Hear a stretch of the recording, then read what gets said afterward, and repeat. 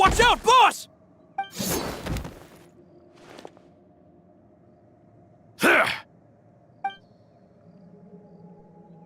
What do you think you're doing, Colter? I thought all the annoying little hindrances had left, but I still couldn't get rid of you. You mean this was all a trick? So that you'd be left alone with me?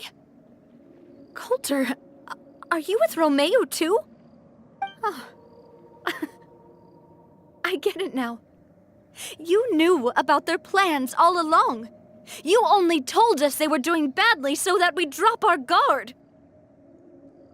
Not quite. Though I share their positions on some issues, I've never cared for his more radical ideas. And that's because, out of the entire Spina di Rosula, I only hate you. Only you, Navia. You better stick close to me.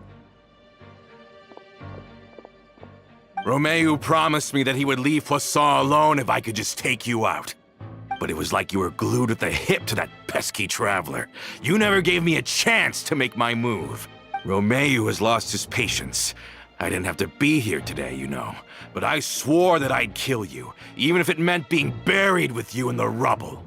Why? Only someone as clueless about the past as you would ask such a foolish question. You never saw the heyday of Spina di Rosula, nor did you ever live through the golden age of Poisson. But I saw it all with my own eyes, and then I had to watch it all die, little by little. And it was all because of you, Navia. Clementine died because of you. Callus died because of you. Malus and Silver died because of you. And so many more dead. Everyone dead, all because of you. So the shock and grief you showed us before, that was in Act 2? Now you're catching on. I heard Malus was dead the moment I got out. Did you know? Down there in that blasted fortress, I spent a long time thinking about what happened, and resolving to apologize to Malus as soon as I got out. Back then, because of that aquabus, we had a huge fallout. I was convinced that all he cared about was loyalty, and that he had completely lost his capacity for critical thinking. The years passed by in a blur after that. I thought I had finally begun to understand him, and that he could help me relive the good old days again. But then he died, and it was because of you again, Navia. It's always because of you. I once loved the Spina and Poisson more than anyone else. But what is left now of either besides death and ruin? You've single-handedly destroyed everything that was beautiful. Everything I've ever loved. Don't listen to him, boss! He's just spouting nonsense! Have you ever considered that maybe the people around you don't actually care about you at all? Have you ever considered that maybe you only get respect because you're Callus and Clementine's child? That you've never done anything worthy? That you're just a big nothing?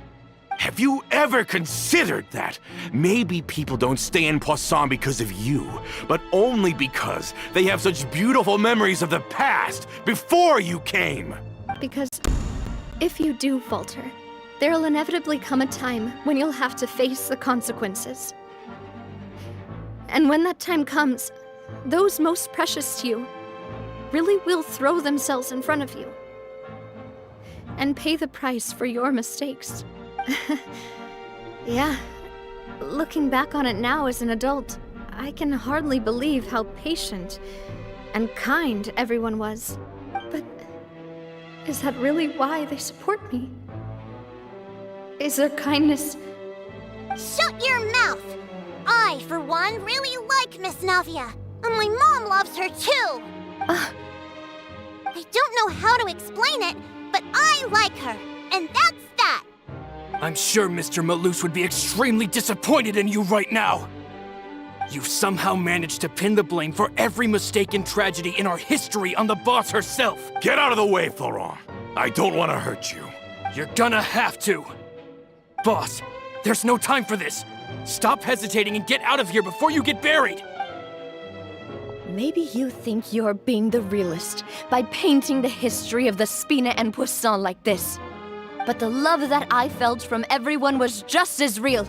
I felt it. They've helped me get to where I am. And even now, I will continue to believe in that love. So let me